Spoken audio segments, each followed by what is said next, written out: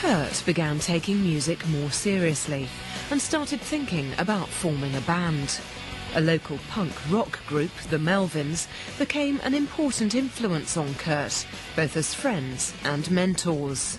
The Melvins were another band out of Aberdeen that actually broke out prior to Nirvana. I had heard of them first, before Nirvana ever showed up. And they had put out a slew of records, and they were unique. I mean, here was a band who had, to quote the old Frank Zappa phrase, no commercial potential. I mean, you know, they rocked, they were interesting on stage, but I don't think anybody thought that they would have a hit record, and they haven't.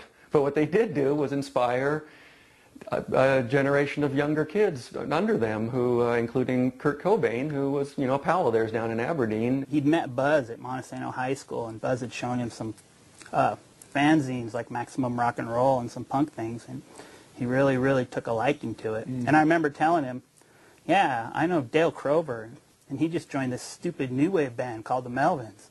And he was like, no, I've seen the Melvins in Montesano, and they're a great rock and roll band. And eventually we became most die-hard Melvins fans that would have taken a bullet for any of the Melvins at any time, hauled their equipment around, and became Melvins roadies for quite some time. This is the Melvins touring van in the early 80s, 83, 84, around that time period. And it was also the time period that Kurt was heavily influenced by the Melvins. And Kurt did this little mural of Kiss faces on the side of it to add to the various graffiti. Most of it's been washed off by years and years of sitting out in the rain and whatnot. But this one has been sort of preserved because of the integrity and the value. I was a huge Melvins fan. Kurt, you know, we all know Kurt was really influenced by the Melvins, and for good reason. I mean, they were the heaviest thing there was. There wasn't anything heavier than the Melvins, and there probably still isn't anything heavier than the Melvins today. And when I first saw them, wow, I was just floored. I was like, God, this almost hurts. It's heavy. I like it. And Kurt was totally huge into it. And I didn't know at the time. I had no idea, actually, that the Melvins were in the Aberdeen area and stuff, and that Kurt had actually met him until, like, way later. But bands like that played a big influence. They were one of the only bands ever from Montesano to get any attention outside that area. That was important. If they had been a R&B band, they would have had an equal influence, because the idea of any band coming from Grays Harbor and becoming successful, or at least renowned in the region, that gave Kurt the chance that it was possible for him or for any band to get some attention beyond that. I also think they played a major role artistically. The Melvins were just a pure band in what they did. They did not kowtow to what was successful. They had a vision, and they stuck with it, and they're still sticking with it. But that purity of artistic form was extremely important to Kurt's own vision of himself later. So I don't think you can underestimate how, you know, seeing Buzz Osborne and Dale Crover be so serious about what they were doing and not care whether people liked him or not, that greatly affected who Kurt Cobain became as a star.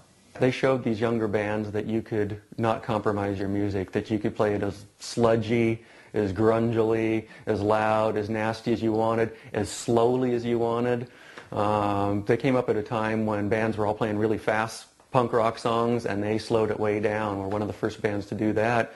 Music is still really the main artistic form that youth culture in the world gravitates to. So Kurt was just like everyone else. He wanted to be a star, and he wanted to be a musician star.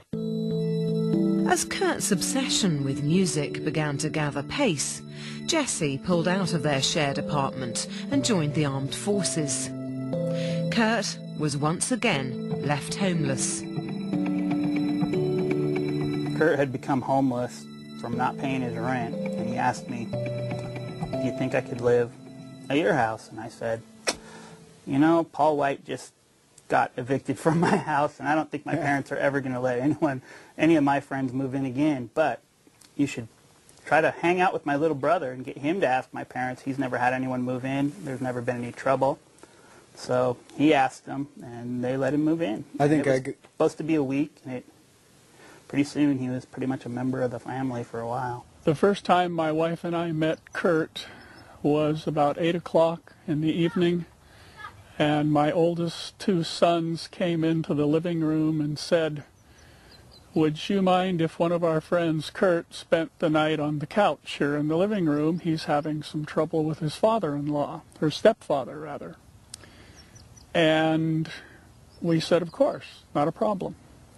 We have had a lot of people sleep on our couches, and that's when we got to meet him for the first time. They asked if he could stay a second night, and then a third night, and then a fourth night. And after about night 6 or 7, they quit asking. We just assumed that when things got better at home, he'd go, and he could stay until things did get better.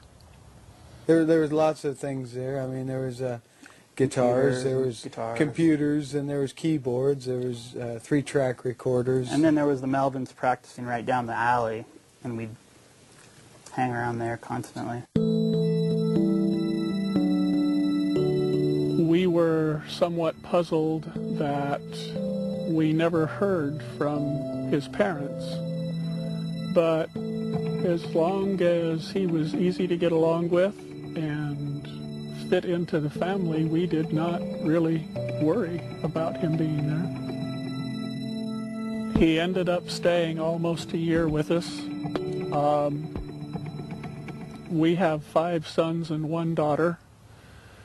And since he was with us, we expected him to do his share of the work around the house. We kept a very large rotating chore chart for lawn mowing and weed whacking and dishes and vacuuming and cleaning, etc.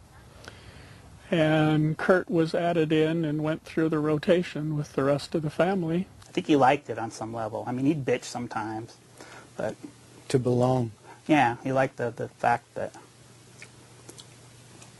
But he always did keep... I've heard a lot of people say, my dad would say, oh, his mom, he never talked to his mom never called.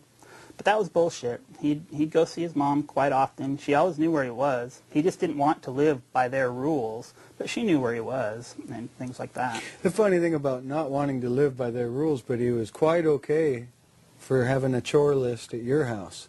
I don't remember him doing chores. I've heard that. I don't remember him doing any chores. Well, it's not necessarily he did the chores, but he was okay to be on the chore list, you know. Well, he wanted to stay because it was like, you know, my parents were never home, or if they were kind of in their own little world, and we ran the house. Right. 6 kids and 5 or 6 friends for each kid, and you cram them all in a 4-bedroom house, and it's a madhouse. I don't think my wife and I really know the whole story of why he moved out. I know that they had been playing music. There was a disagreement between Kurt and one of my sons. They ended up fighting in the backyard. When he left, it was a bad situation, just like for quite some time.